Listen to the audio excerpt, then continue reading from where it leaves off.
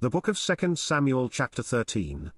And it came to pass after this, that Absalom the son of David had a fair sister, whose name was Tamar, and Amnon the son of David loved her. And Amnon was so vexed, that he fell sick for his sister Tamar, for she was a virgin, and Amnon thought it hard for him to do anything to her. But Amnon had a friend, whose name was Jonadab, the son of Shimeah David's brother, and Jonadab was a very subtle man. And he said unto him, Why art thou, being the king's son, lean from day to day? Wilt thou not tell me? And Amnon said unto him, I love Tamar, my brother Absalom's sister.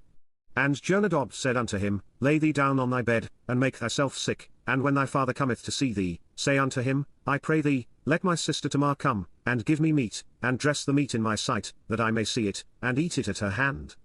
So Amnon lay down, and made himself sick, and when the king was come to see him, Amnon said unto the king, I pray thee, let Tamar my sister come, and make me a couple of cakes in my sight, that I may eat at her hand. Then David sent home to Tamar, saying, Go now to thy brother Amnon's house, and dress him meat.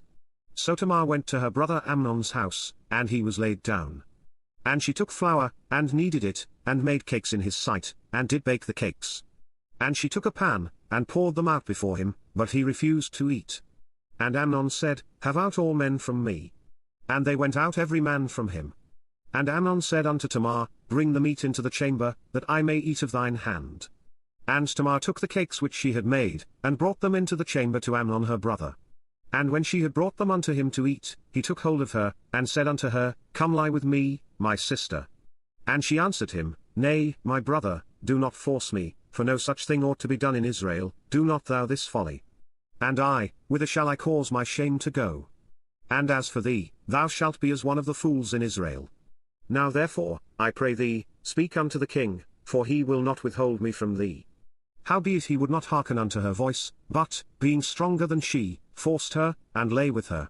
Then Amnon hated her exceedingly, so that the hatred wherewith he hated her was greater than the love wherewith he had loved her. And Amnon said unto her, Arise, be gone. And she said unto him, There is no cause, this evil in sending me away is greater than the other that thou didst unto me. But he would not hearken unto her. Then he called his servant that ministered unto him, and said, Put now this woman out from me, and bolt the door after her. And she had a garment of divers colours upon her, for with such robes were the king's daughters that were virgins apparelled. Then his servant brought her out, and bolted the door after her. And Tamar put ashes on her head, and rent her garment of divers colours that was on her, and laid her hand on her head, and went on crying. And Absalom her brother said unto her, Hath Amnon thy brother been with thee? But hold now thy peace, my sister, he is thy brother, regard not this thing. So Tamar remained desolate in her brother Absalom's house. But when King David heard of all these things, he was very wroth. And Absalom spake unto his brother Amnon neither good nor bad, for Absalom hated Amnon, because he had forced his sister Tamar. And it came to pass after 2 full years, that Absalom had sheep shearers in Bezer, which is beside Ephraim, and Absalom invited all the king's sons. And Absalom came to the king, and said, Behold now, thy servant hath sheep shearers, let the king, I beseech thee, and his servants go with thy servant. And the king said to Absalom, Nay, my son, let us not all now go, lest we be chargeable unto thee. And he pressed him, howbeit he would not go, but blessed him. Then said Absalom, If not, I pray thee, let my brother Amnon go with us. And the king said unto him, Why should he go with thee? But Absalom pressed him, that he let Amnon and all the king's sons go with him. Now Absalom had commanded his servants, saying, Mark ye now when Amnon's heart is merry with wine, and when I say unto you, Smite Amnon, then kill him, fear not, have not I commanded you? Be courageous, and be valiant. And the servants of Absalom did unto Amnon, as Absalom had commanded. Then all the king's sons arose, and every man gat him up upon his mule, and fled. And it came to pass, while they were in the way, that tidings came to David, saying, Absalom hath slain all the king's sons, and there is not one of them left.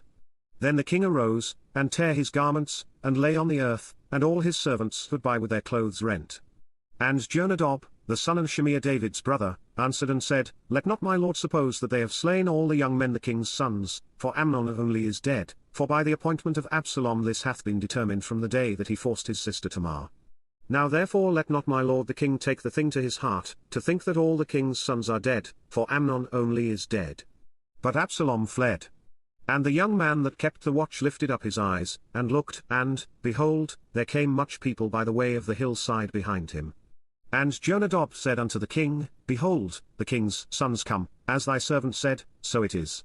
And it came to pass, as soon as he had made an end of speaking, that, behold, the king's sons came, and lifted up their voice and wept, and the king also and all his servants wept very sore. But Absalom fled, and went to Talmai, the son of Ammihud, king of Geshur. And David mourned for his son every day. So Absalom fled, and went to Geshur, and was there 3 years. And the soul of King David longed to go forth unto Absalom, for he was comforted concerning Amnon, seeing he was dead.